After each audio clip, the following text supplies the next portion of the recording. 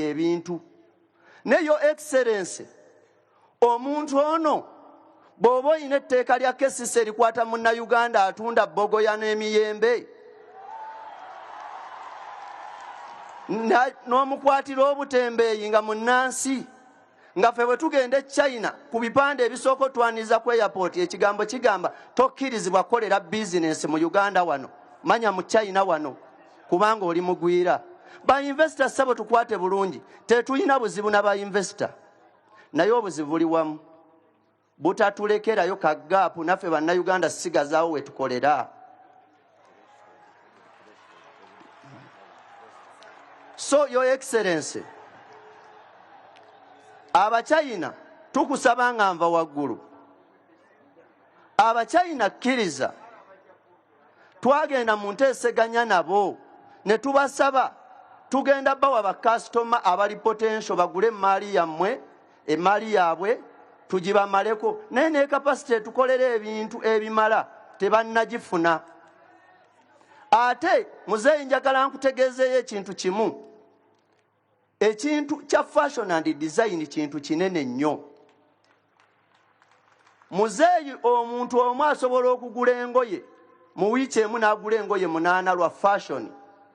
Bw'otugamba tulekeraawo zigula ebweru ng'ate Abachina bakola item 4 abalala bagenda kwambala ki? Kubanga abavubuka abo bano abazzukulu baagala okwambalako banyirire basanyukire mu gavumenti yaabwe nga jajja otukuuta. Your Excellency waleeta enkola egamba nti buy Uganda build Uganda ng'otaddewo ne skilling abantu bano abali mu institution abavubuka basobole ozibeeramu bayige emirimu gino. Naye omuntu ava mu skilling najja atandikewo ka small cottage. Your Excellency omuntu ono ow'ekyalaani ate nga omusolo ogwa 35% import duty nga n'omusolo gwe wateeka mu kiro gwe bapima ku materials kibaleetera obbalemesa okuteekako omutindo. Twafiirwa akatale k'Abakongo ne tufiirwa ak'Abasudani ne tufiirwa obutalenti kubanga kati abantu abaali batugulako amazima gali nti baddukira Kenya e Nairobi baba balina percentage eya 25% Uganda ne losing market. Tukusaba otuyambe tutereeza obutale ng'osala ku misolo. Akagambo kanga akasembayo tuyambe ku kitongole kya UNBS ekitufuukidde akayinja mu ngatto. Lwaki nkyogedde wagamba buy Uganda build Uganda. Your Excellency mu supermarket za wano zonna zijjuddemu bintu biva Kenya nga gonja ng'emberenge. Lwaki bw'ogenda mu UNBS okuwa stamp nga weekulaakulanya otandiseewo ka factory akatono bakugamba nti item ogiri gye sitalinga twagala emitwalo 7 ate osasuleyo sente endala miliyoni 1.4 kaakati ono atandikawo munnayuganda ka factory akatono agenda kakulaakulanya atya nga bali bafuuka bamusoloza bamusolo. So nkusaba ku nsonga ezo ze njogeddeko zitunulemu naye taata nsuubira ensonga ya threshold tukwataganye bulungi. Nsuubira ku nsonga y'Abachina okusaba bave mu maduuka gaffe badde mu factory zaabwe tusobole okukolako naffe bannayuganda kubanga akakatale kaffe tujja bagulako ebintu byabwe ba investor naye naffe batuviire mu maduuka kubanga amazima tetwagala lwanagana n'aba investor ku maanyigo n'ebigambo byo n'obwesimbu bwenkulinamu. Taata bw'okwata ku nsonga ezo ojja kubozeza emitima gy'abasuubuzi. Era mpunzika nkusaba nti bonna abantu abaleese project ez'okuzimba Uganda bakwatireko. Era ssebo ne mpunzikira ku kigambo nti ensonga ya kiro okubala omusolo gwa kiro mu ngoye ng'ennyama nga naawe okimanyi bulungi nti tulina formulas ezibala ebintu amazzi n'amafuta tubibala mu liita engoye tuzibala mu mita ne size n'ebirala naye taata tukusaba ensonga eno ey'engoye zibala mu kiro tekiriyo tekirina na formula tukusaba okiwunzikire ddala n'ekyo kitugoberewo for once and for all ku lwa Katonda n'ensi yange Mukama akuwangaze President n'abantu baffe. Webale nnyo Mwami Ntale.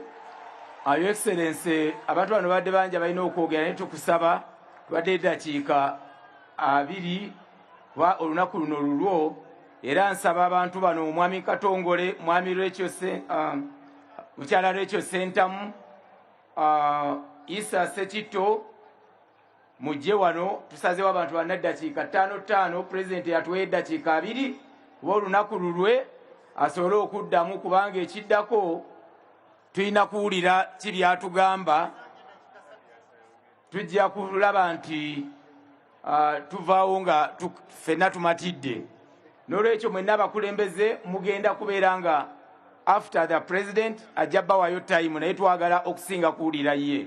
Mwebale nnyo mwebalire ddakiika 2 buli mukulembeze azze wano.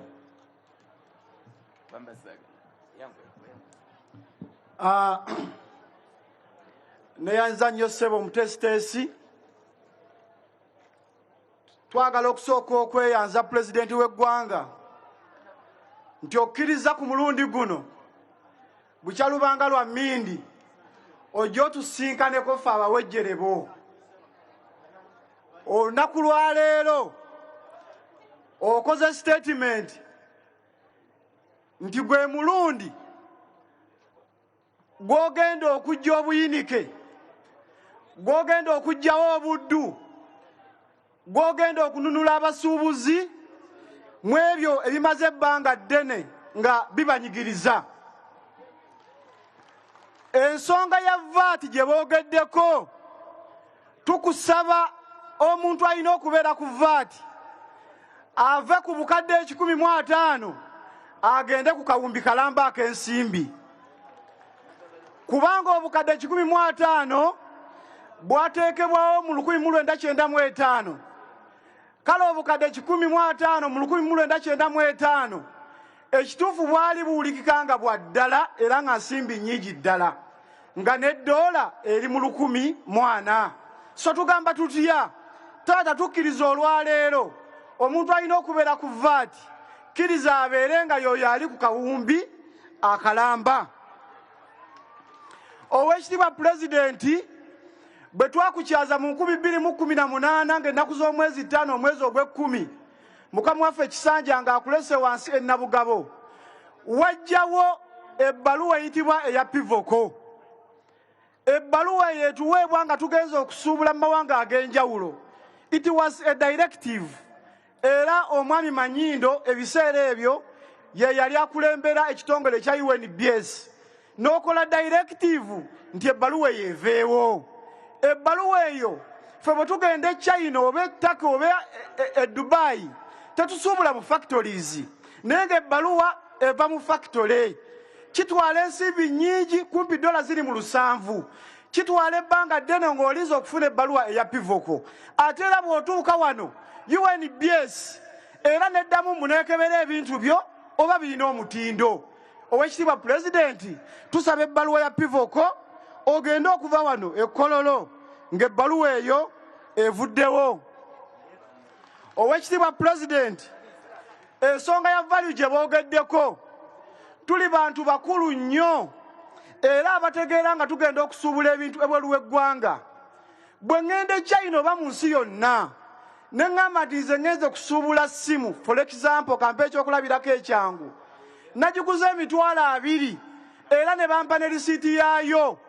Lwaki gwe owayiwala evaluwa ate oŋŋamba nti essimu gye walese ya $40 nga si gwe wagiguze? Abantu bano abavaluwinga ebintu byaffe baleke tubawe purayisi yennyini gye tusuubudde nga tannaba kunteekako omusolo gwa 35%. Olwedde bwe mba ŋŋambye nti nagigula $20 naŋŋamba nedda wagigula 4 olwedde aba ntaddeko omusolo omulala gwa $20 nga tannatuuka nakunkuba musolo. Ekitegeeza abavaluwazi ekyo kye bakola ebeera double taxation oba triple. So tugamba tutya values batuleke okuvaluwinga ebintu nga tumaze okubawa ensimbi ze tuguliddeko ebintu byaffe oba omuwendo. Kyokka n'ebyo bye tutayina tugamba values zibeere wansi nnyo ate nga teziri standard. Muganda wange Kabanda kyayogeddeko ekya enforcement. Lwaki enforcement ekukwata nti omusolo teguli standard gwambuka ne gukkirira? Ekitogooza ne bwakukwata n'agamba nti osasudde ensimbi ntono oba tosobola kumuwangula oba ojja kumuwa enguzi gy'ayagala, era ssebo ow'ekitiibwa olwanyisiza enguzi ebbanga ddene. Naye omusolo bwe gutabeere standard ng'ate guli wansi, abakulu bano okitegeeza bakyagenda mu maaso n'okutulyako enguzi, ate nga naffe okubeerawo ekyokukola tujja kubanga situyina. So tugamba tutya values zibeere standard. Neyaza nnyo neyanzege ne pulezidenti ekizibu ekikulu ekiriwo. Lwaki ebintu bino byonna bituukawo? Ensonga ziri bbiri era nga ze zisembayo. Ensonga esooka, omusolo nze neewuunya ababaka ba paalamenti be tulonda. Mwe ne mugereko omusolo naye nga mukimanyi bwempa omusolo mu butuufu bwagwo nina okugwa. Batume muli batemu nnyo. Omusolo guli waggulu nnyo, tosobola kuwa musolo genuinely n'osigala ng'oli mu bizinesi. Omusolo bwe gunakka wansi gugenda kweyongera mu bizinesi, gugenda kweyongera mu ggwanga, n'abaguwa bagenda kweyongera okuba nga bangi. Ababaka ba paalamenti mulekerengawo okweweweeta emitwe mu paalamenti. Mumanye nti ababalonda yeffe. Mulekerengawo okuteeseza embuto zammwe nga mwagala okwekkusa nze nsigale nga mbonaabona. Ekisembayo pulezidenti ate nga kyekizibu ekinene nnyo nga mwami Kisanja anzija wano. Abantu boolonda abatuufu abalina okutuweereza waliwo mbu abakubeera okumpi, ababakuba bave mu bifo ebyo, omuntu nasigale ng'akyabonaabona. Omukyala Harriet Ntabaaza ebbanga lye yamala mu Kampala, tewali musuubuzi yeekalakasa mu Kampala. Wagenda ng'ewuwe n'akwata essimu n'agikubira Kaminsona General, ensonga ne ziggwa. N'akubira Landiroodi, ensonga ne ziggwa. Naye baalaba oba akola nnyo ne bamugya mu woofiisi. Mukyala Ntabaazi mukyala mukozi nnyo. Pulezidenti owerabira omukyala oyo. Tusaba emmeeza ffe ng'abasuubuzi kwe tunaatuusizanga ensonga zaffe.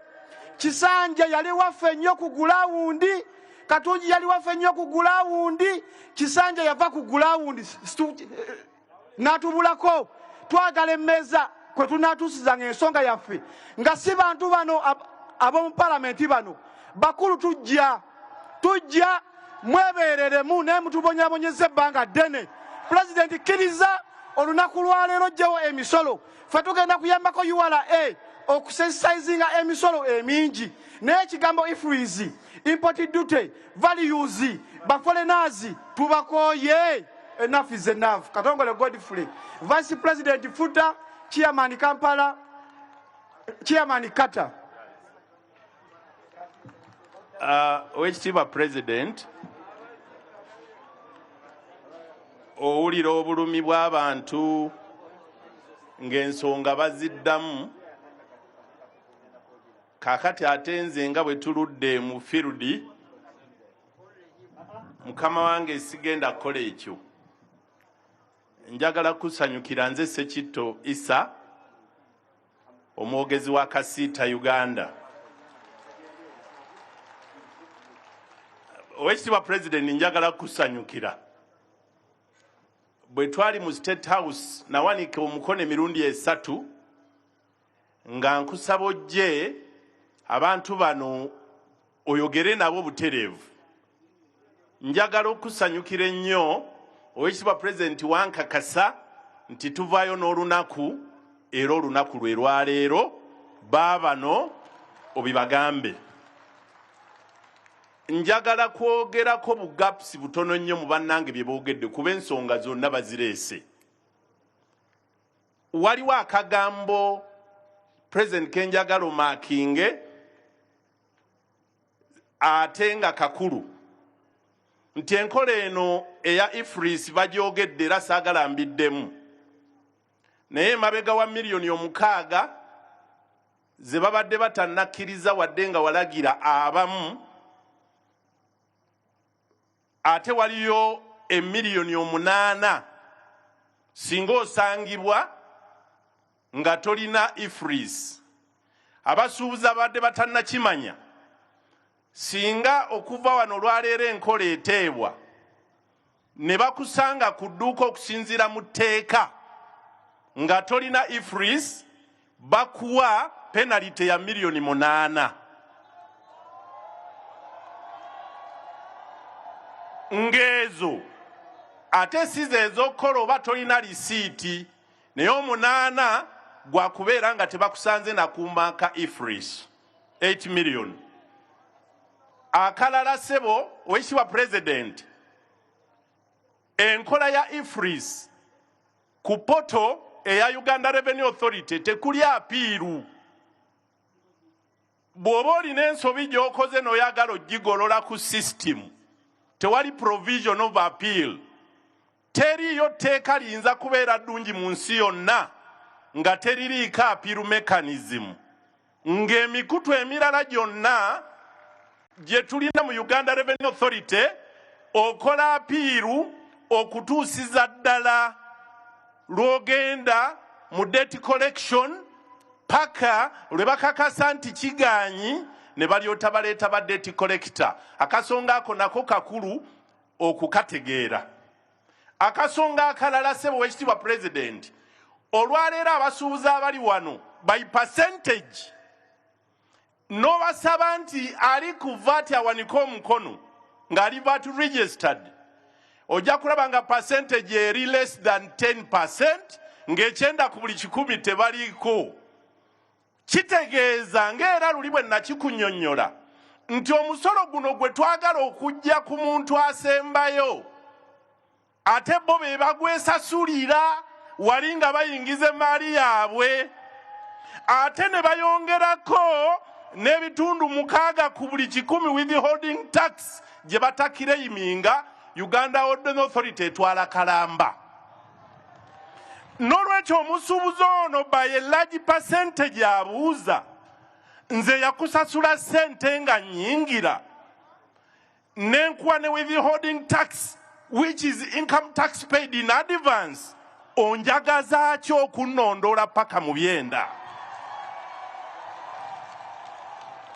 Akasonga akalala sebo w'ekitiibwa nkafunidde wano, twawadde abasuubuzi bano bonna omukisa nga ffe tukutte peeni. Basuppliers abatono nga bakola na mu bintu bya wano produce n'ebirala bye batetenkanyiza. Uganda Revenue Authority yawadde instructions mu supermarkets tebakyasobola kutundayo, kubanga bali babagamba bw'oba toli IFRIS tompa, naye omuntu w'emitwalo 10 oba w'emiliyoni 5 nga ye capital y'ebyuma byonna agenda kujja wa IFRIS atunde mu supermarket za wano. N'olwekyo kitegeeza nti abo nabo tugenda basiba nga bye bakola tebasobola bitunda mu supermarkets, ate nga ze simaduuka ezisaasaanya emaali y'abantu. Ekisembayo Oweekitiibwa President, abantu bakubulidde ku musolo gwa kiro ne luli twagwogerako, naye obuzibu bwe tulina nti gwe wennyini okuba nga January 1, 2005 watutwala mu East African Community ne tufuuka aba East African Community Customs Union, nga kitegeeza nti kyonna kye tukola tetukyasobola kikola nga Uganda. Bw'ebanga yatutwala Kenya, Tanzania n'abalala, import duty gye natuula mu lukiiko nga mwendi mu gazeti ne mugamba nti 35% eri punitive enough okugrowinga amakolero ga wano.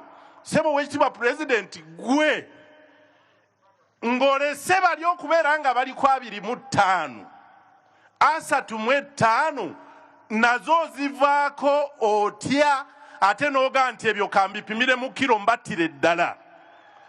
Ekitegeeza mu muwendo kwekyo President price bwe nsasula container mu 35% nkuwa miliyoni 150 ku 2, bwe nkozesa kiro nkuwa miliyoni 450 ku 6. ekibuuzo oyinza otya okuŋŋamba nti sasula 35% oba 3.5 USD per kilo, whichever is higher. Oyinza okugerageranya miliyoni 15 oba miliyoni 6 nti ziri mu renji y'emu. Ekisembayo kwekyo, Oweekitiibwa President, abantu bano kino kankikkaatirize. Ka Uganda kaffe ne ka Dubai kaffe wakasaanyizaawo. Congo bw'oleeta konteyina ky'oyinza okusasula miliyoni ya emitwalo 2 oba gumu ogwa $, mu Uganda basaba 4. Gw'olowooza musuubuzi ki anakkiriza okutwala wano ebintu aleme obitikkulira Congo atandike okukola omuze ogw'okusimagolinga? Kali k'okoze wali waggulu eggwanga kalifudde nti smuggling is on the rise. Ng'ate kigenderere kubanga kiri mu system. Oweekitiibwa President, Tanzania, Kenya, South Sudan, Congo batufudde babigere, kati bakasitoma bonna badduse kubanga tetukyali competitive. Ekintu ekyo nkikkaatiriza kuba n'abalala bakyogedde. Ekisemberayo ddala omuntu wa bulijjo ku bino byonna, era n'omukulu wa Commissioner General ajja kugamba awo nti Your Excellency, omusuubuzi ono akaayana si yasasula omusolo ogusembayo. Nze njagala oli omuntu owa bulijjo.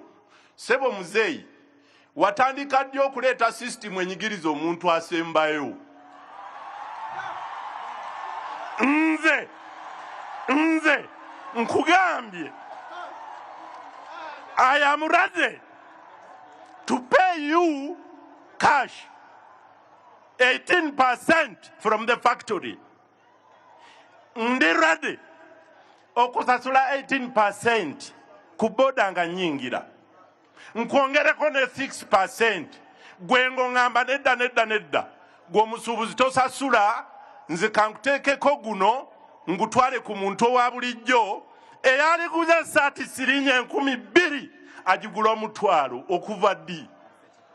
N'olwekyo Oweekitiibwa President, njagala kusaba nti consultation gye wakoze sigimanyi, era sirina n'amaanyi gakukaka kwogera by'otoyagala.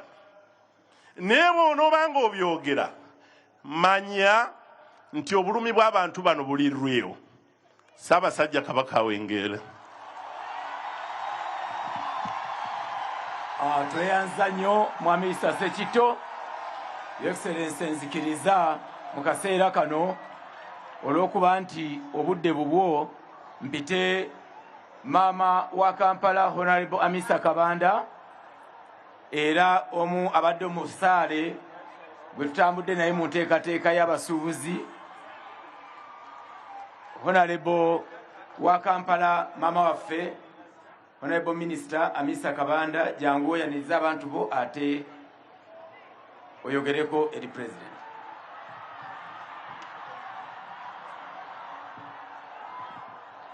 Neyanza nnyo neyanzege. Oweekitiibwa President, Cabinet Ministers President, RCC, n'abamyuka bo bonna, aba Revenue Authority, business community leaders, ladies and gentlemen, Oweekitiibwa President tusanyusa okukulaba, era tujja kusaba nti tukweyanza nnyo okuba nti ozze wano, aye ne tukweyanza okuba nti owuliriza abasuubuzi baffe, era Your Excellency tujja kusaba nti zonna ensonga zaffe ozitwale nga nkulu nnyo. Abasuubuzi bano tebannabagaana kuwa musolo, naye abasuubuzi baagala kuwuliziganya naawe, era bagonvu nnyo eri revenue, era bajja kukolaganira wamu ne revenue, era ffe tugamba tusomesebwe ng'abasuubuzi. Bwe tunamala okusomesebwa tujja kukola kyonna ky'ogamba, naye nga tusaba ensonga zaffe nga bwe twazikuteera ku lupapula oziwulirize, era osobole okubaako kyokola olwaleero. Katwebaze abantu bonna abalina kye bakoze ku musolo guno, abalina kye bakoze ku kintu kino okubanga kibeerawo, era kampite Prime Minister asobole okuba nga ayita Oweekitiibwa President. Maama Nabbanja yangu oyogereko eri abantu.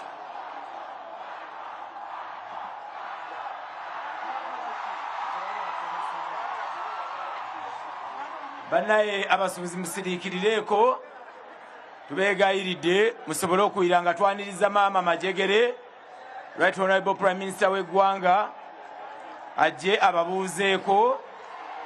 Tubeegayiridde musiriikireko. Mwakuumye empisa, mwebale nnyo. Maama tukwaniriza, stamina ogirina, oli physically fit.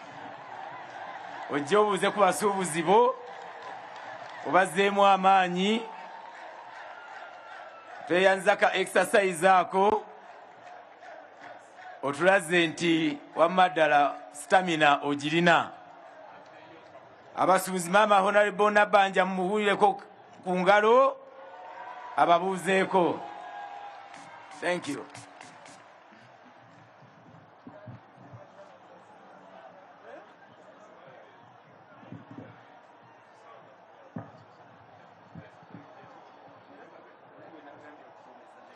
Oweekitiibwa President,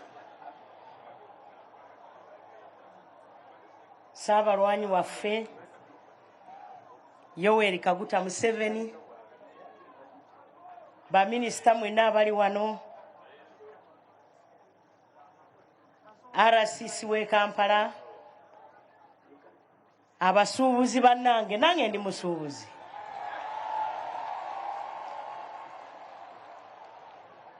Oweekitiibwa President, nze tebampise neerese nzekka. Niŋŋamba kambeerewo ntegeere ensonga zonna nga bwe ziri, nga bw'onooziragira, nze nkozese obuyinza bwe wankwasa okulaba nga biteekebwa mu nkola.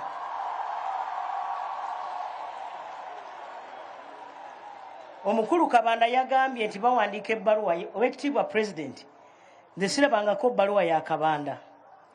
Ate Kabanda we waffe Mubende bw'aba yeye. Kubanga abantu b'e Mubende ensonga ezisinga at least bayiiya ne balaba nga bazirese e Kakumiro. Naye sirabangako bbaluwa y'abasuubuzi. Juzi abasuubuzi omukulu Sekindi balina ensonga, era nagenda mu ofiisi yaabwe wano downtown. Nze nzekka Prime Minister wa Uganda asobodde okugenda wansi ku bantu. Oweekitiibwa President, ensonga z'abantu bano bazikuwadde butereevu, saagala kumala budde, njagala nkuyite oyogere eri abasuubuzi, nze ondagire nteekese mu nkola.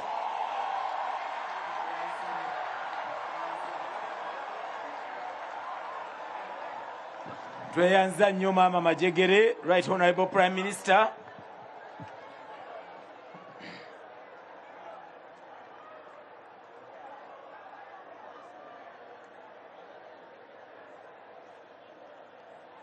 Abasuubuzi baffe, twanirize Pulezidenti waffe ajja, tumuwulirize bulungi nnyo, tulabe nga tukwata ensonga z'agenda tusomesa ne byagenda okuba nti alagira.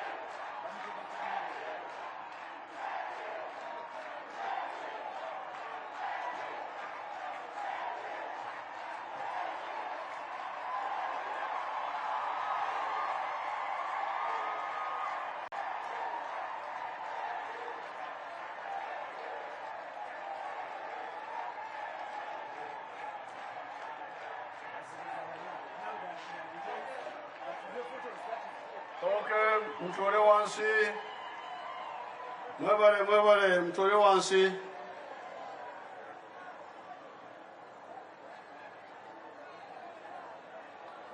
Kubanga njagala tutegeregane bulungi.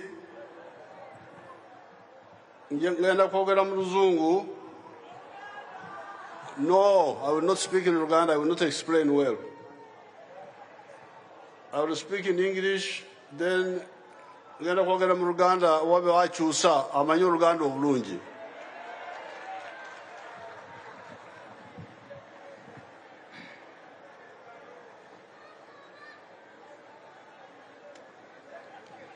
Now, who is translating? I'm here, Your Excellency. Sanja. I'm very happy to be here. Omukulembeze musanyifu nnyo okubeera wano.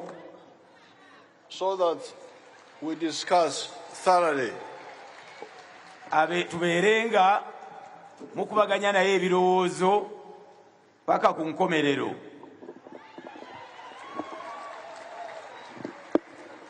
I said thoroughly. Mu bujjuvu. Mu bujjuvu. Mu bujjuvu ate mu mazima.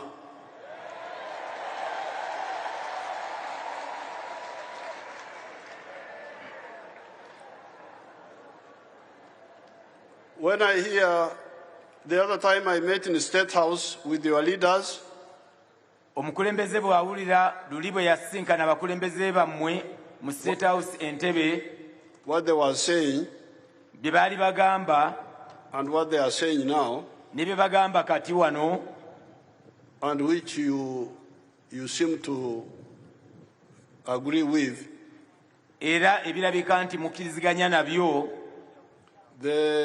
I think we need serious talk, and I'm here to talk with you. Ndowooza twetaaga okwogerera ddala era omukulembeze ali wano okwogera nammwe. The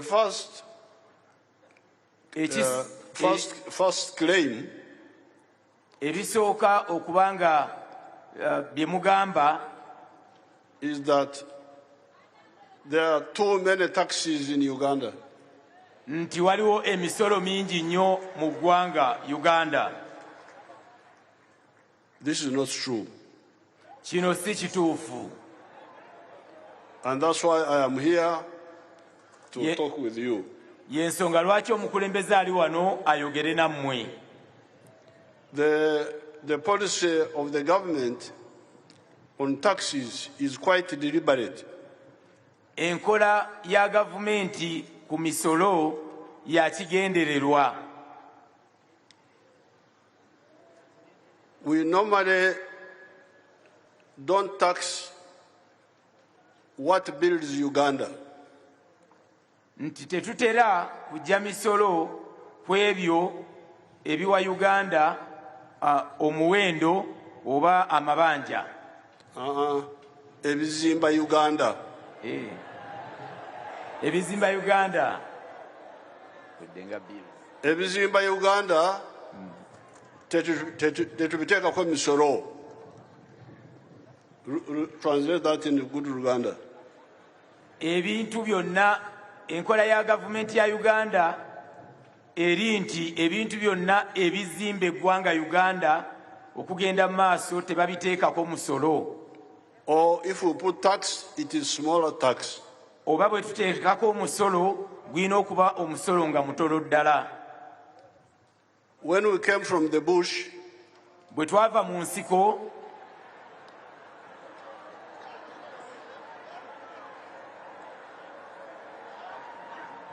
there was tax. Waliwo emisolo. There was tax on export of coffee. Waliwo omusolo mu kutunda emmwanyi okugenda mu mawanga ag'ebweru. It was called coffee export tax. Gwali musolo gwayitibwanga omusolo gw'ebyemmwanyi mu kutunda ebweru. We abolished that tax. Omusolo ogwo gwawerebwa.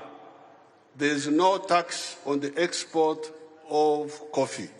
Tewali musolo mu kutunda kawa waffe ebweru w'eggwanga or any other product which is sold outside. oba ekintu kyonna ekiyinza okuba nga kitundibwa ebweru tekuli musolo. There is no export tax. Tekuli musolo gwa byakutunda bweru wa ggwanga ng'ebintu ebyo biva mu ggwanga Uganda ng'obitwala mawanga amalala. And yet, when NRM came into the government, that was the main tax, the main source of the government. Ate nga gavumenti ya NRM yagira mu buyinza ogwo omusolo gwe gwaliwo ng'era gwe guyimirizaawo ebyenfuna by'eggwanga ogwo ogw'emmwanyi okuzitunda ebweru w'eggwanga. Show me a single export tax, just one. I don't want two, I don't want three, just one. President abagamba nti wabeewo amulaga omusolo gwonna ku kintu nga kiva mu Uganda nga kigenda ebweru w'eggwanga ne bwe kiba kimu tayagala bibiri oba bisatu nayagala kimu product oba ekyettunzi ekifuluma eggwanga nga kiriko omusolo. So there is no tax on exports of Uganda. N'olwekyo tewali musolo gwonna ku bintu ebyo byonna ebitundibwa okuva mu Uganda nga bigenda mu mawanga amalala. All of them. Byonna byonna. There is no tax on individuals, head tax, omusolo gw'omutwe. Tewakyali musolo ku bantu ku muntu kinnoomu oba omusolo ogwo gwayitibwanga ogw'omutwe. We abolished that. Gavumenti yagugaana. When I buy matoke from Mbarara or from somewhere within Uganda, President bw'agula amatooke okuva e Mbarara oba okuva mu kitundu kya Uganda yonna, I need to get a license.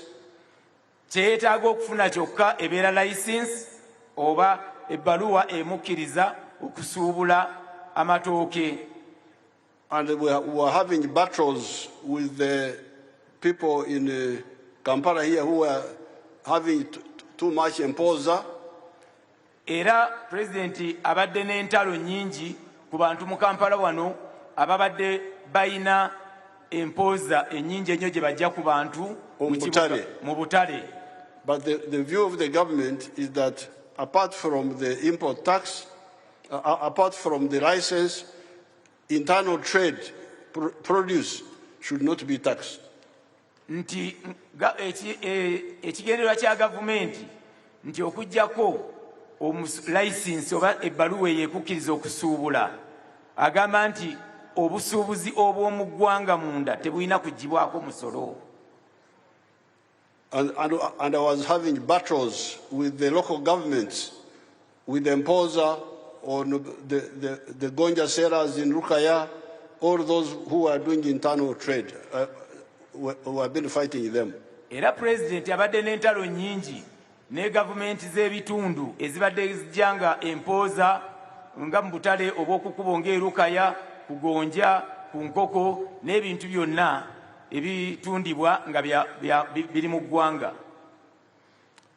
There is no import tax on products bought from the factory within Uganda and traded within Uganda. Tewaliwo musolo. Import. Tewaliwo musolo gwe bakuggyako ku bintu, omusolo gw'ebintu ebiva ebweru. Ku bintu ebiri mu ggwanga ebikolebwa mu ggwanga era nga n'obusuubuzi buli mu ggwanga tewali musolo gukuggyibwako ogwo gwe bajja ku bintu ebiva ebweru. And actually when I was preparing to come here, era President wabadde ategeka okujja wano, I spoke with one of our young people. Ayogeddeko n'omu ku bavubuka baffe abato. I don't know whether she's here. She's called Akurut. Are you here? President abuuza oba omwana we omuvuka gwayogedde naye gwe bayita Akurut. Omukyala Akurut bw'aba waali, President akwetaaga. Is she here? Mukyala Akurut w'oli? Come forward. Your Excellency waali awo, waali wanajja.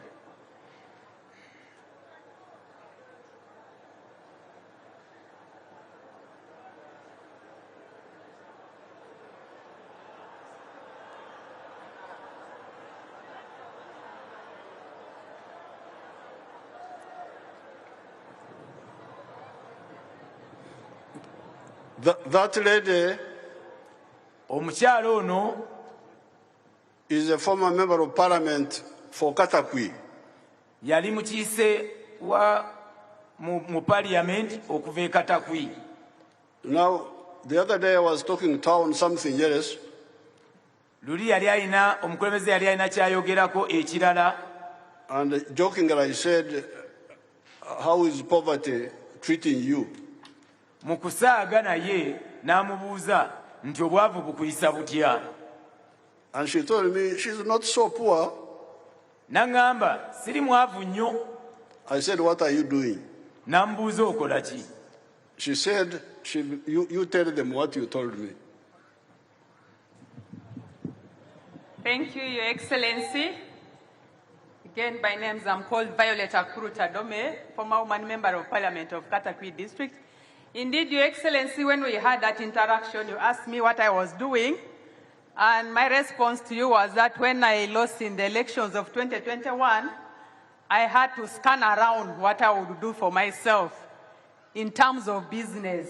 Let Musoke translate. Honorable agambye nti President bwe yamubuuza ki kyakola n'amugamba nti alina bye yatandikawo okukola era bwe yatunula mu bintu ebiriwo n'abaako byatandika okukola byagenda otubuulira. When she lost the elections, bwe yali amaze bw'ataayitamu mu kulonda kwa Member of Parliament e Katakwi. Your Excellency, I thought about to import business, but I saw quite a number of challenges on it, and I said, no, I cannot go for business on importation. Kyuseekyo. Honorable yalowooza ku ky'okugenda okujja ebintu ebweru ku bizinesi ey'okusuubula okuva ebweru naye n'alaba ng'erimu ebizibu bingi ekirowoozo ekyo n'akisuula n'afuna ekirowoozo ekirala. Yasooka n'alowooza ku kirowoozo ekyokusaka. So why didn't I do importation? Lindako, ekyokusaka okuva ebweru kyemukola kati abasinga muli mu kusaka. Kati n'agamba nti ekyo kankireke. Yes, while I was a member of parliament, we imported goods from China. It was actually jerseys for my youth in Katakwi. But we faced a lot of challenges, withholding tax, importation tax, and I said, no, I can never do such a business again. Nti omukyala bwe yali akyali member of parliament yali mu bizinesi ey'okusaka okuva e China ng'aleeta emijoozi naye nga basasula emisolo mingi omuli ogwo ogw'okuva ebweru omuli ogwa withholding ogusigala omuli ogwa VAT yagenda okulaba nga emisolo mingi nnyo bw'aba ng'asaka ebintu ebiva e China. So I scanned around, I said what would be a very easy business for me to undertake, and indeed I found a business on local products was quite viable. Bwe yatunulamu mubiri wo n'alaba nga waliwo business gy'asobola okukola ku ebyo ebintu ebikolebwa mu ggwanga ate nga esobola omuwa amagoba. I approached Mukwano Industries and they gave me what they required for one to start a business, and indeed I presented what they needed for one to start a business. They needed one to be registered with VAT, that you had to have a VAT certificate, you had to have a TIN, and then a minimum capital for starting the business. Honorable yagenda mu Mukwano erimu ku factory za Uganda n'ababuuza bw'asobola okutandika business nabo ne bamuwa ebisaanizo bye yeetaaga okutandika nga mwe muli certificate ya VAT, mwe muli registration, omuli tax identification number oba gye muyita TIN number n'abituukiriza byonna era and also some minimum capital. N'akasente akatono akalinga capital k'alina okutandika nako.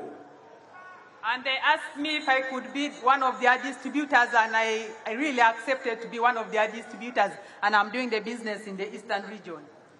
Ne bamugamba asobola okubeera amenyaamenya mu bintu oba asaasaanya ebintu byabwe ebya Mukwano mu region y'omu Eastern, era ne bamuwa contract eyo oba ne bamuwa business eyo okulaba nti abeera asaasaanya ebintu byabwe ng'abitunda mu region ya Eastern.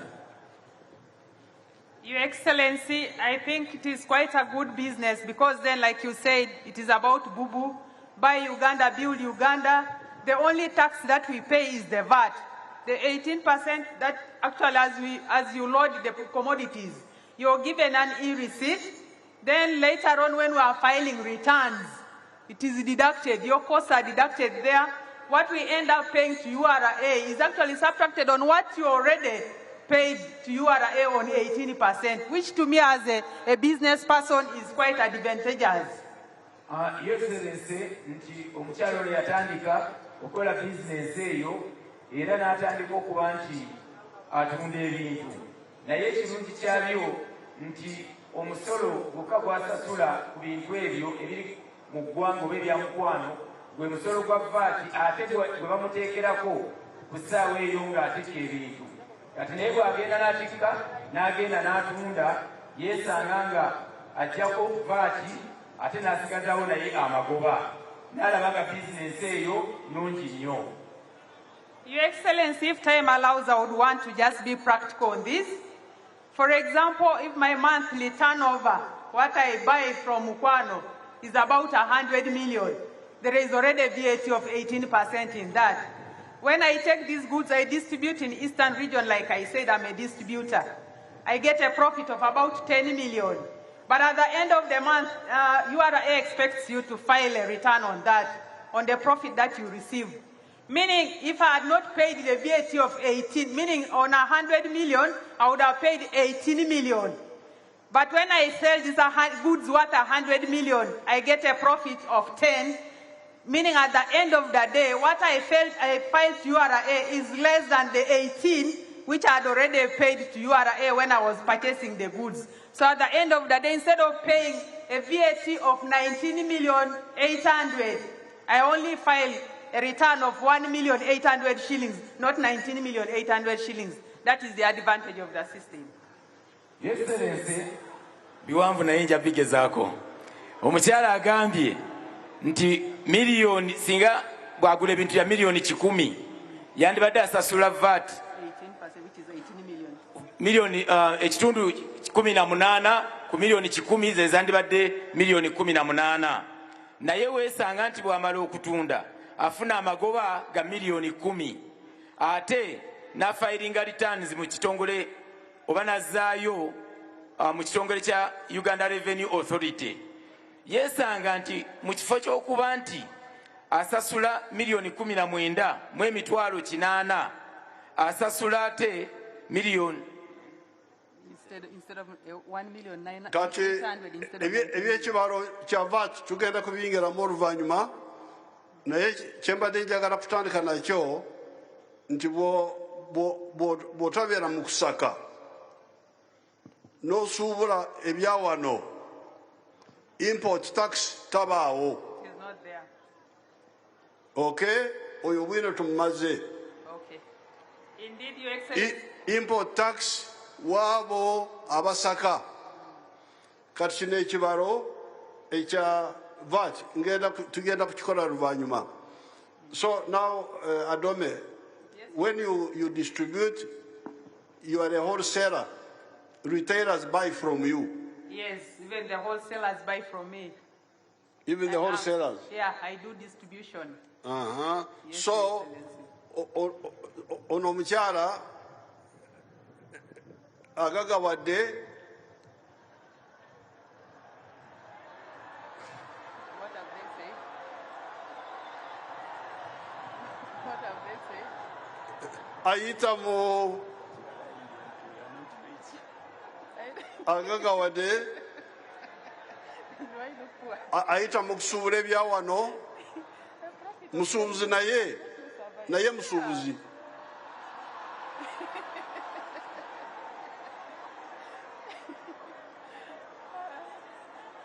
Oba muze kuteesa muwulirize.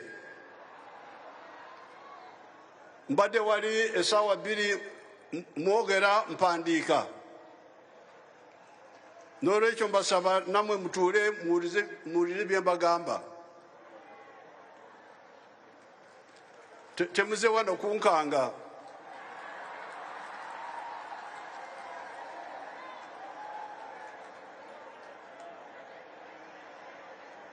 mbadde wali essaawa 2 mpuliriza ekituufu n'ekifu byonna mpandiika wali n'olwekyo nammwe muwulirize kati she's a distributor, so she gives to the wholesalers, and the wholesalers give to the retailers. Yes, Your Excellency. Kakati omukyalo ono asaasanya ebintu bya mukwano kwabo abalala baddako bahorosera oba batundire wamu ate ne bahorosera nabo ne bawa bali baliteira oba batematemamu ebintu ebyo paka kwoli asembayo agendo kikozesa. So when you say basubuzi, you should now know that the basubuzi are of different types. N'olwekyo bwe mugamba nti muli basubuzi. Okay, you can sit at home. Thank you very much. Eyalama. Muyina okimanya nti obusuubuzi oba abasuubuzi balimu ebiti oba ebika ebyenjawulo. There are abasubuzi who kusuubula ebyaffe. Waliwo abasuubuzi abasuubula ebyaffe ebya Uganda. Ngono. Nga Honorable Adeke. There are abasubuzi who sell our products outside. Waliwo abasuubuzi abakwala ebintu bya Uganda ne babitunda mu nsi ez'ebweru. Now you are also abasubuzi but who kusaka. Naye nammwe muli basuubuzi abo abasaka nga mujja mu nsi ez'ebweru. N'olwekyo, therefore, when we are talking, please let's be clear. Don't say basubuzi that you are the only basubuzi. No. N'olwekyo bwe tuba twogera tubeere beerufu tumegamba nti basuubuzi naye waliwo ate n'abasuubuzi ab'ebika ebirala. So therefore the internal distributors, the exporters either don't pay tax or pay fewer taxes. N'olwekyo abantu baffe abo abali mu bintu abasaasaanya ebintu ebikoleddwa mu ggwanga n'abo abatunda ebintu byaffe ebweru olumu tebasasulirako ddala musolo oba bwe guba weeguli guba musolo mutono ddala. Abamu tebasasulirako ddala. Exporters don't pay any tax. Abo abatunda ebintu bya Uganda ebweru tebasasula musolo gwonna nga babitunda ebweru. The ones inside pay tax but smaller than the importers. Abo abali mu ggwanga batunda eby'omu ggwanga basasulayo akasolo naye nga katono nnyo okusinga n'ogwo ogusasulwa ku bintu ebiva ebweru. But even the ones who import, naye n'abo era abajja ebintu oba basaka ebintu ebweru, it depends what you import. Kisinziira ku ekyo ky'osaka okuva ebweru.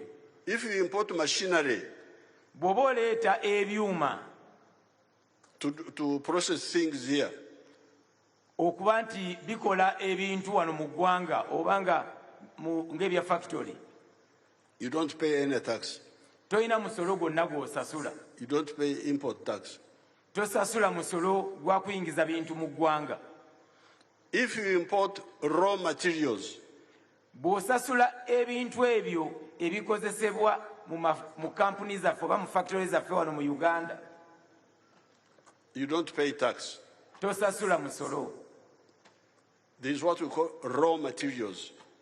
Waliwo bye bayita ebyo ebintu ebikozesebwa okukolamu ebintu ebirala mu factory. There is what we call intermediate products.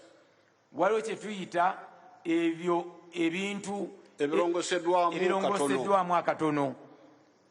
There you pay the East African tax of 10%. Awo musasula omusolo ogutwala mu region ya East Africa gwa kitundu 10 ku buli 100. If you import pharmaceuticals, singa oba osase ebyo ebyeddagala mu malwaliro gaffe, initially you don't pay taxes. Mu kusooka tosasula misolo gyonna. But in the future, when we start making our own drugs, ne mu maaso eyo nga tutandise okukola amadagala gaffe, we shall have to protect our pharmaceutical manufacturers by putting a tax even on the imported pharmaceuticals. Tujja kutandika okuteeka omusolo ku ebyo eddagala eriva ebweru tusobole okukuuma zino factory zaffe ez'eddagala ze tunaba tutandise mu ggwanga lyaffe Uganda. So therefore, the issue which is on the table N'olwekyo ensonga zino eziri ku mmeeza wano is import of consumer goods which are not medicine, which are not machinery, which are not raw materials, and which are not intermediate products. This is what we are talking about. ensonga eri ku mmeeza wano y'ensonga ey'ebintu ebiva ebweru w'eggwanga nga bisakiddwa nga tebiri mu gurupu ya byaddagala, teri mu ebyo ebirongooseddwamu, teri mu ebyo ebiri mu byuma ebikozesebwa mu factory, wabula ya bintu ebirala ebikozesebwa mu maka gaffe naye nga tebiri mu kategori ziri ezitagibwako omusolo. And our taxation on those items is deliberate. Era enkola yaffe ey'okujja omusolo ku bintu ebyo ebitali mu eno kategori yakigendererwa. It is these people who don't explain it to you clearly and guide you, the officials. Lwakuba nti abantu bano abakungu ba gavumenti tebabannyonnyola bulungi ne muba nga mubitegeera ensobi eri ku bakozi ba gavumenti. So that's why I am very happy to be here to discuss with you. Y'ensonga lwaki omukulembeze musanyufu nnyo okuba wano nammwe akubaganya ebirowoozo nammwe. It is more than 60 years since African countries got independence. Kati tusoba mu myaka nga 6 okuva ensi oba ebbendobendo lya Africa lwe lyafuna obwetwaze. Bwe batandika okufuna independence. Lwe batandika okufuna obwetwaze. But many of these countries are still backward up to today. Naye ensi zino nnyingi eza Africa zikyali mabega nnyo paka ekiseera kya kaakati. And one of the problems is this one. Era emu ku nsonga n'ebizibu ebizifudde okuba nti zikyali mabega yeeno ensonga yennyini gye tuliko kati. Okusaka okutaliko kikomo. To import endlessly. Kwe kuba nti tusuubula okuva mawanga g'abazungu ag'abachina ag'abayindi nga tetumala ne tusigala nga tukyasuubula mu nsi endala. Waliwo endwadde bagiyita ekikulukuto. There is a disease known as ekikulukuto in Uganda. Nyankole is called ekyerwiso. Waliwo ekirwadde mu Luganda ekiyitibwa ekikulukuto naye ate mu Lunyankole bakiyita ekyenviiso. This is ekyerwiso. Kino ekyeviiso. If you are, because when you import, the shirt I'm putting on is made in Uganda. Kubanga bw'osaka okuva ebweru nga omukulembeze n'essaati gy'ayambaddeyo ekoleddwa mu Uganda. By fine spinners. Ng'ekolebwa kampani ya Fine Spinners ekola engoye. Now, this shirt here is from the cotton of Uganda. Kati essaati eno omukulembeze w'eggwanga gy'ayambadde eva mu kotoni alimibwa mu Uganda. Pamba erimibwa mu Uganda. Therefore, our people got money by growing the pamba. N'olwekyo abantu baffe abalima pamba bafuna sente. Bafuna sente ne bafuna n'emirimu. Bafuna sente n'emirimu ne bagifuna. When the pamba went to the ginnery, our people got money, but they also got jobs. They were workers in the ginnery. Abantu baffe bwe balima pamba, abantu baffe bafuna emirimu ne bafuna ne sente kubanga emirimu egyo bagifuna nti bakolanga mu factory eri erongoosa pamba. Ejamu ensigo mu pamba. Your Excellency. The one which removes seeds from the pamba, they got jobs. Abantu abo abakola mu factory ejjamu ensigo mu pamba baafuna emirimu. The ones who made the pamba into Uzi got jobs. N'abo abakola mu factory eya pamba ejja mu Uzi nabo baafuna emirimu. The ones who worked in the weaving section where the Uzi is turned into fabric got jobs. N'abo abakola mu factory efuula Uzi ezivudde mu pamba n'ezifuula mu ngoye ezirina okukolebwamu engoye endala nabo baafuna emirimu. Then the ones working in the printery to put in colors got jobs. N'abo abakola mu factory eyo egenda n'eteeka langi mu pamba ono oba mu lugoye luno olugenda okukolebwamu olugoye nabo era baafuna emirimu. Then the tailoring. N'abo kati abagenda ku byalaani ne batunga nabo baafuna emirimu. Now, when you import this, so therefore, when I put on this shirt, maybe $5 worth. N'olwekyo omukulembeze bw'ayambala essaati eno osanga nga egula $5 n'agyambala ng'ekoleddwa mu Uganda. The 100% of that money is remained here in Uganda. Ekitundu 100 ku 100 kwezo sente essaati zeegula zisigala wano mu ggwanga lyaffe eya Uganda. And created 6 levels of jobs. Ate era essaati eyo yateekawo emitendera 6 egiyonna gyonna nga giteekawo emirimu gy'abavubuka baffe bannayuganda. Growing the cotton, okusimba pamba, ginning the cotton, okumugyamu ensigo pamba, spinning, okumukolamu ewuzi, weaving, okumugyamu engoye ezikola engoye, printing, okuteekamu erangi and tailoring. n'okutunga.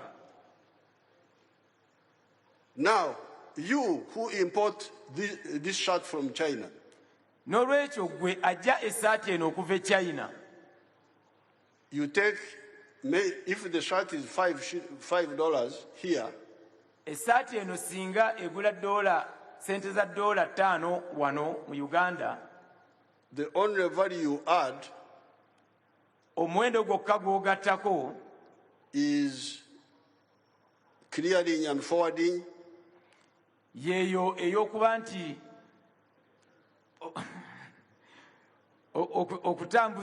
okutambuza n'okuyingiza mu ggwanga, loading on the lorry, okutikka ku mmotoka eyo eya loole egenda okuba nti etambuza engoye ezo, maybe the shop assistant. n'oyo atunda mu dduuka lyo. Now, if you put all those in money terms, ebyo byonna bw'obiteeka mu muwendo ogwa ssente, you may find it is like maybe 10%. ojja kusanga nga kitundu 10 ku buli 100 ky'ogenda okusaasaanya, ky'oyongeddeko omuwendo. 90% of the value went out. Ebitundu 90 ku 100 byonna obitutte ebweru w'eggwanga, eyo gy'ojje olugoye olwo. And the jobs went out. N'emirimu gyonna nagyo gyagenda mu nsi eyo. Because Uganda is consuming 276 million meters of textiles. Kubanga eggwanga lyaffe Uganda lisaasaanya oba likozesa miliyoni 276 ez'engoye. A factory like Naitil makes 25 million meters. Ekkolero ng'erya Naitil likola miliyoni 25 mu mita ez'engoye. So in order to clothe us properly, we need about 11 factories or 11 like Naitil. Kati eggwanga Uganda okugezaako okuba nti ligatta enjawulo eno wakati wa miliyoni 276 lyambaza abannayuganda bonna. Okusobola okwambaza bannayuganda bonna tuba twetaaga amafactory nga Naitil 11. And Naitil alone employs about 1,500 people. Naitil ekkolero erimu lyokka likozesa abakozi nga 1,500 in the making. mu nkola ebintu engoye ezo. But also the other jobs, Zabasaka, they are also available for 90. Naye ate n'emirimu egy'abali abajja ebweru oba abasaka engoye ezo nabyo ate era balina emirimu gino nayitiru gyewa abantu. Okutikula, to load and unload. Okutikka n'okutikkula ku loole. Those also you get a job. They are not part of the 1,500. Naye nabo era bafuna emirimu bano abannayitiru naye nga tebali ku giri 1,500 egy'abano abakola mu factory.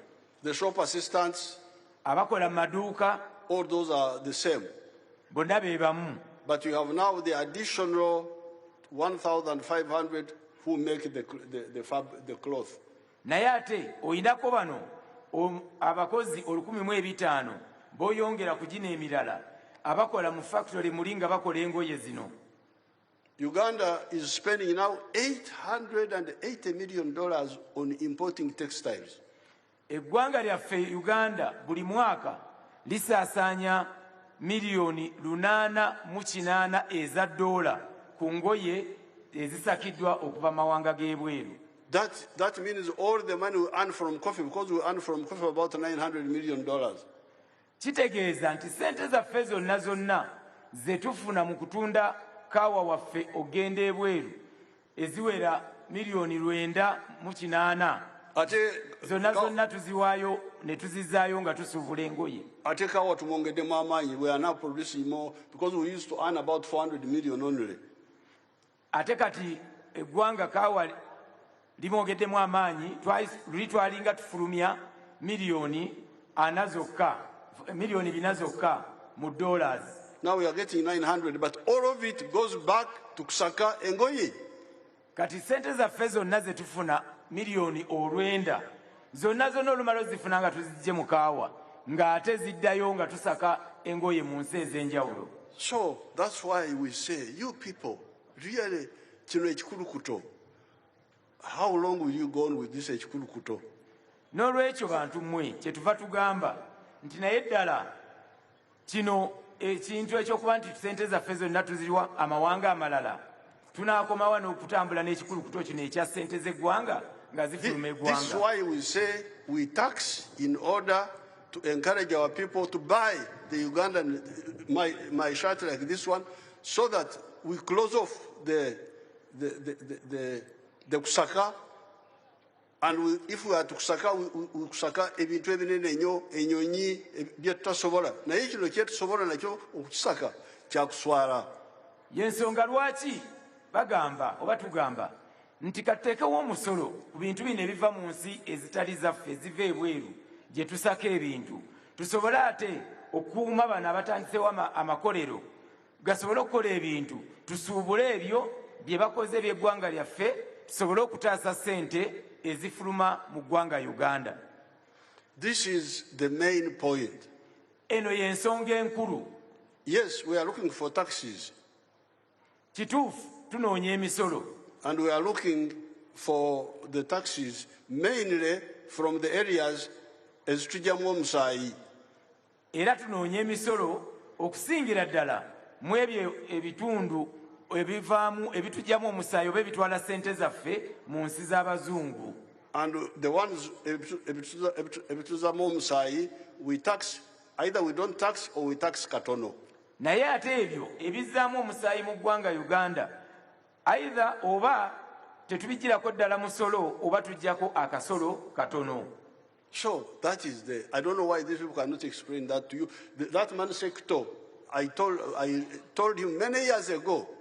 I told him about when they were again demonstrating and so on. We talked about all this. N'olwekyo omukulembeze tamanyi lwaki abantu tebabagamba bintu bino kubanga omukulembeze Issa Ssekitto emyaka mingi emabega bazze boogera ku nsonga zino n'omulamwa lwaki president ayina endowooza bweti ku by'okusaka. So therefore, what we would like you to do, we want you to do business, but which business? N'olwekyo omukulembeze ayagala mukole business. Ne business ki? To find this whole tent full of Abasaka. Okusanga tenti zino zonna nga zijjudde abantu abasaka mu mawanga ag'ebweru. Ewaffe Ntungamo okusaka kya nsonyi nnyo.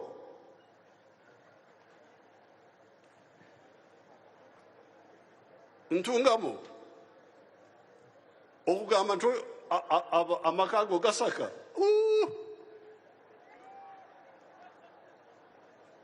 Togenda kufuna mukazi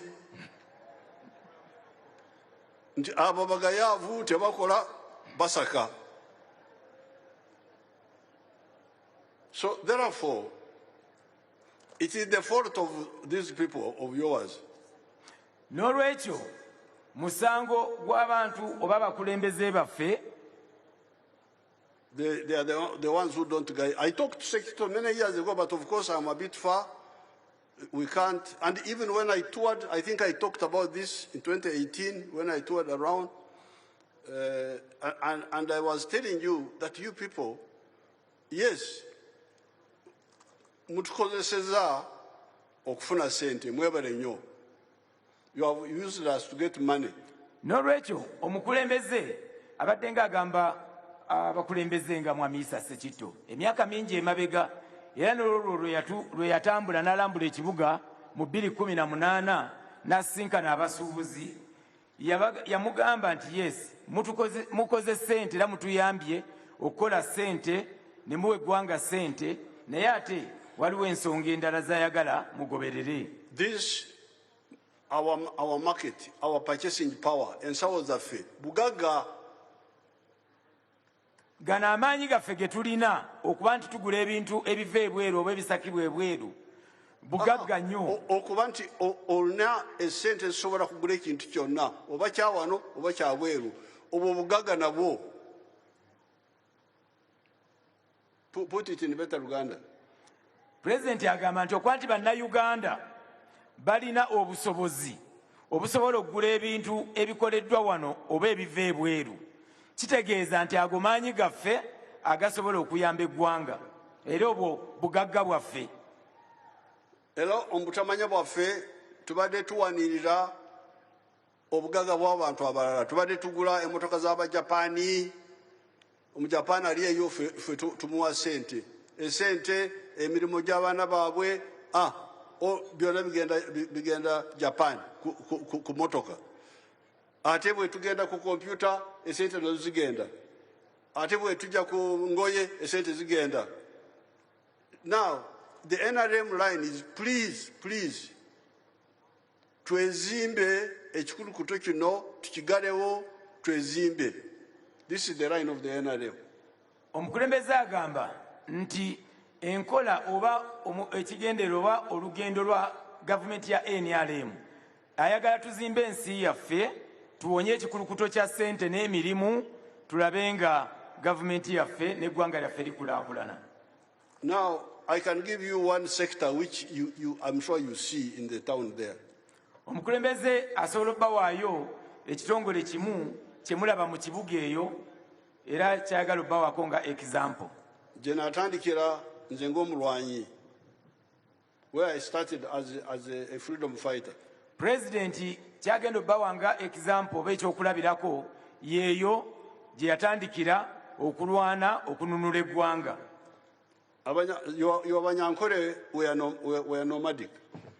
Nti abanyankole bo baali abanyankole baabwe abanyankole bammwe baali balunzi naye abalunzi abatambula nga bava wano na wali.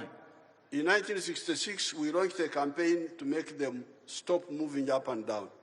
Mu mwaka gwa 1966 President yatandikawo kaweefube ow'okulaba nti abanyankole bammwe abaali batambula nga balunda bava wano na wali nga balekeraawo nga balunda bulungi.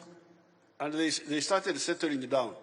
Era ne batandika okuba nti balundira wamu nga tebatambula ngendo. Unfortunately, Amin came in and we lost almost 16 years. Ekyakola obubi ennyo kijambi Amin bwe yajja twafiirwa emyaka 16 ate enteekateeka neeyonoonekamu. Then we came back in 1986. Ne tukomawo mu 1986 nga tuwangudde. Now, when we came in, I told them that you, Banyankole, bwe twajja mu 1986 n'abagamba nti mmwe Banyankole mmwe you have the tradition of cattle keeping. mulina obulombolombo obw'okulunda ente Mulina obujajja. obujajja obw'okulunda ente. But the milk which is being sold in Uganda is not from you. naye amata agali mu kutundibwa mu ggwanga lya Uganda ate tegava wammwe, tegava mu mmwe abalunzi b'ente. Those who are old a bit would know that milk, liquid milk, powdered milk, we are all being imported, either from Europe or from Kenya. Mwe mwenna abali awo abalinga mukuzeemu ekimala mukimanyi bulungi nti eggwanga lino amata gonna agali ag'omukebe agali ag'okufumba ag'okunywa tegavanga mu Uganda, gonna gavanga Kenya mu nsi ey'okumuliraano or Europe. obanga gava mu nsi z'abazungu eyo mu Bulaaya. Now, I mobilized the Banyankole to start rearing cattle of milk production. Yakunga Abanyankole okutandika okulunda ente ez'amata zisobole okuvaamu amata getusobole okunywa mu ggwanga Uganda. And I started trying to bring investors to process the milk for the towns and even for export. N'atandika kaweefube ow'okuleeta bamusigansimbi batandike okuba nti bagattako omutindo ku mata gaffe tuganywe mu ggwanga ate amalala tugatunde mu nsi ez'ebweru. Now you show me now any imported milk here in Uganda now. Kati njagala bannaye mundage amata gano gonna mu Uganda nga gasakibwa kuva bweru mu nsi z'ebweru. We are supplying the internal market, all of it. Tuli mu kutunda oba tusupplyinga tusasanya amata mu katale kaffe konna aka Uganda ne tukamatiza. And we are exporting, I think now we are hitting about $300 million. Era tutunda mu nsi z'ebweru nti essaawa zino we twogerera buli mwaka tugenda kubanga tutuukiriza miliyoni 3 eza dola. All the products, butter, cheese, this liquid milk, UHT, powdered milk, yogurt, all of them are being made here. By the farmers and processed by our factories. Buli kintu ky'omanyi ekiva mu mata, omuli butter, omuli amata, omuli cheese, omuli ebintu byonna, omuli ice cream, buli ky'omanyi ekiva mu mata nga kisobola okukolebwa mu mata. Kati tukikola wano era abantu babigula ne tubitunda mu ggwanga n'ebweru w'eggwanga. No, therefore, the other man said, some of you support me, some don't support me. Whatever you are, I want you to see that what we did in the milk can be done in textiles, can be done in leather, can be done in all those products. Omukulembeze abagamba nti ng'omwami abayogedde bwe bagambye nti abamu mummwe mumuwagira abalala temumuwagira. Ne mutunuulire omulamwa guno gw'abagamba nti ekyakolebwa ku mata gaffe ne gaba nga gasobola okukolebwamu ebintu byonna bye twali tujja ebweru bye twasakanga ebweru kisobola okukolebwa ku bintu ebirala nga ku maliba gaffe ne tufuna waleti, emitto, entebe, engatto, emisipi, ate ne tubikola ne ku ngoye nazo ne tuba nti tusobola okuba nti tuzikolera wano nga tukozesa materiyo zaffe eziri wano mu ggwanga. So that is the main point, really. N'olwekyo eyo y'ensonga enkulu mu mazima. You can start as an importer. Oyinza okutandika ng'omusasi okuva ebweru. But you must know that if you love your country, you must graduate and become not a sucker, but the one who makes, who cultivates his own field. Naye bw'oba ng'oli muntu ayagala eggwanga lyo wadde ng'otandise ng'omusasi naye ate osobola okweyongerako omutindo ba levo n'otikkirwa n'ogenda ku levo endala egenda okukola ebintu ng'obikolera wano n'oba nti otuukiriza okwagala eggwanga lyo.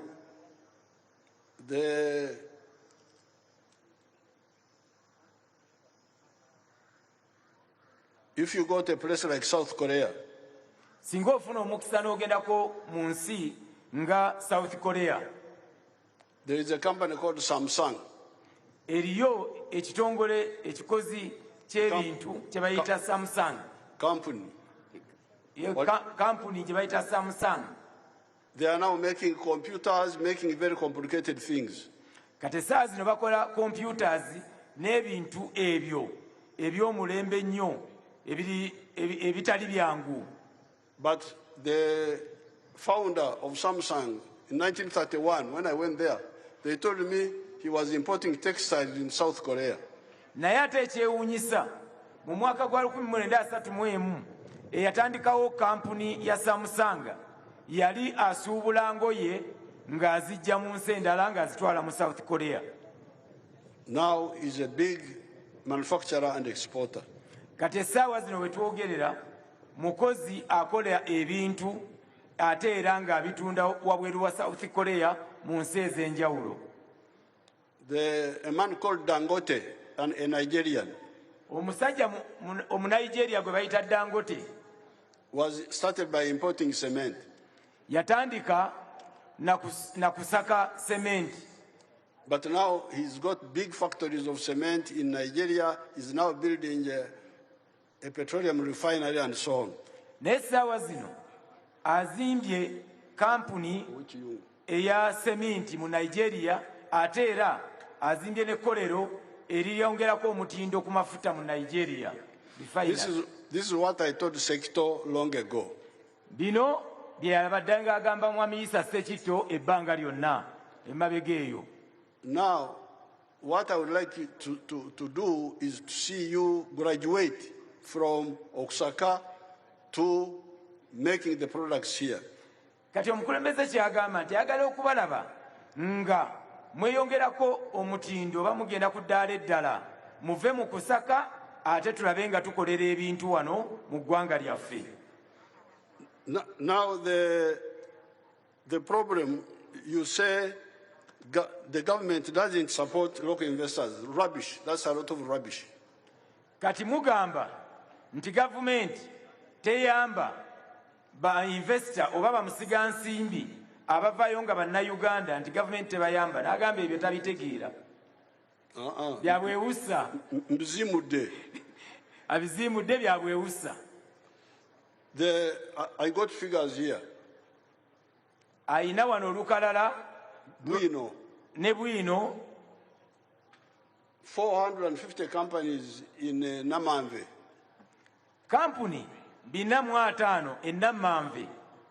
315 of them are Ugandan. 315 zonna za bannayuganda. That is 70%. Bitundutundu 7 ku buli 100 companies ziri Namanve za bannayuganda. I can give some names.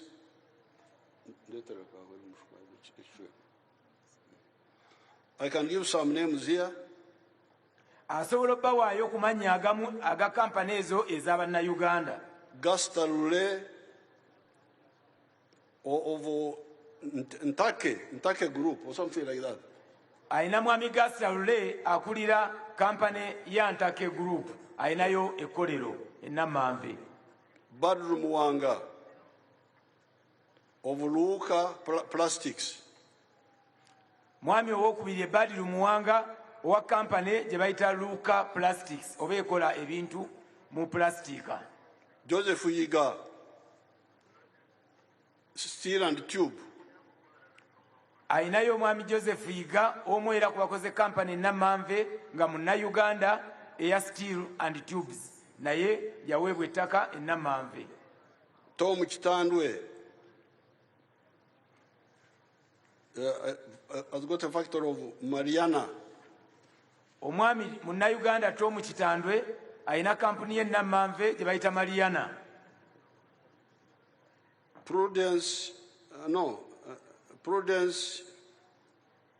Ukonika, Bella Wines. omukyala era ne wano waali Your Excellency akola Bella Wines Prudence Konika naye akoze alina factory ye ennamanve era nga naye local investor. Kaddu Kiberu, Peacock Paints. Omwami Kaddu Kiberu naye Munnayuganda alina ekkolero ennamanve owa Peacock Paints. Benjamin Muyenzi, Disticom Medical. Omwami Munyezi Benjamin naye alina ekkolero nga Munnayuganda eya Bitcom Medical nga bino bikola bya bulamu. Abdul Kasoma, Exquisite Solution, I don't know what they make. Oyo naye Munnayuganda Kashoma nga naye alinayo ekkolero. Ben Kavuya, East African Medical Vitals. Kabuya Beni oyo naye alimbya ddagala nga alina ekkolero ennamanve Munnayuganda. Alex Kisemba, he owns Reco Industries. Alex Kisemba oyo alina ekkolero ennamanve nga Munnayuganda nga lye lya Reco Industries. Katongole Emmanuel, Quality Chemicals. Omwami Katongole Emmanuel naye alina ekkolero ennamanve nga lye baliyita Quality Chemicals ery'eddagala. Nicholas Biangona or something like that. Nkopo Tra Limited. N'oyo omwami Nicholas Byangona ennamanve alinayo ekkolero naye nga Munnayuganda. Busitange something company limited. Busitange oyo naye Munnayuganda naye alinayo company oba ekkolero lye ennamanve era nga naye Munnayuganda. Chimera Frederick has got a factory for furniture, sleep furniture. Omwami Frederick Chimera Munnayuganda naye alina ekkolero ennamanve erikola ebyembaawo oba ebikola ebibajje nga naye Munnayuganda. Ken Kalisa, Next Media or something like that. Omwami Ken Kalisa owa Next Media naye alinayo ekkolero naye era nga naye Munnayuganda. Christopher Sazi, Lake Victoria Fishing Company, and so on. N'omwami Sazi Christopher owa Lake Victoria Fishing Company Munnayuganda naye nnamanve alinayo ekkolero era naye nga yaweebwa gavumenti. Now, when I met the sector many years ago, omukulembeze bwe yasisinkana Mwami Ssekitto emyaka mingi nnyo emabega, I said, you have got money from us, from our pockets. mwe mufunye ssente ne mugaggawala nga mujja ssente mu nsawo zaffe. Now use that money to stop kusaka and mutuzemu omusaayi. N'amugamba nti engeri gye mugaggawadde nnyo nga mutujjamu ssente Bannayuganda, mukozese ssente ezo muzijje mu kusaka muzireete wano mu ggwanga naffe nga Uganda mutuzzeemu omusaayi. And that's how I said, they said land, I said we shall get you land. Era awo we baagamba nti twagala ettaka n'abagamba nti yes tujja bawa ettaka. They should come and tell us who frustrated you, who did not give you land. Kati Mwami Issa Ssekitto omukulembeze agamba nti mujje mutubuulire ani oyo yabalemesa nga yalagira babawe ettaka ne batabawa ttaka. Oluvanyumako. Later, come later, let me first finish. Nti omukulembeze mulindeko amalirize ensonga ze bulungi tugenda byogeramu eddako. So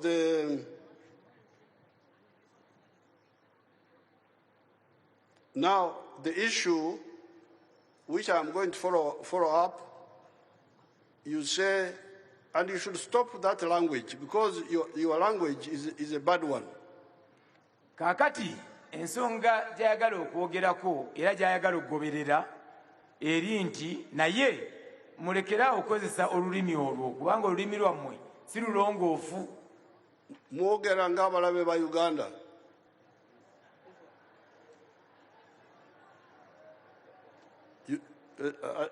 Kino saagala kukiteeka mu luzungu oba waliwo abazungu.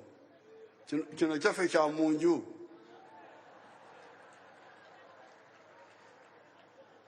Now, the Bible says, Bible egamba nti tubategeerera ku bibala byabwe. we shall know them by their fruits. Musoke. Bayibuli egamba, omukulembeze abagamba nti Bayibuli egamba nti bajja tutegeerera ku bikolwa byaffe oba ku bibala byaffe. Now, the challenge Africa has is having people of moyo gwa Uganda, moyo gwa Africa. Kakati bantu mmwe okusomoozebwa Africa kwerina kwe kuba nti tetulina bantu ba moyo gwa Africa ba moyo gwa Uganda.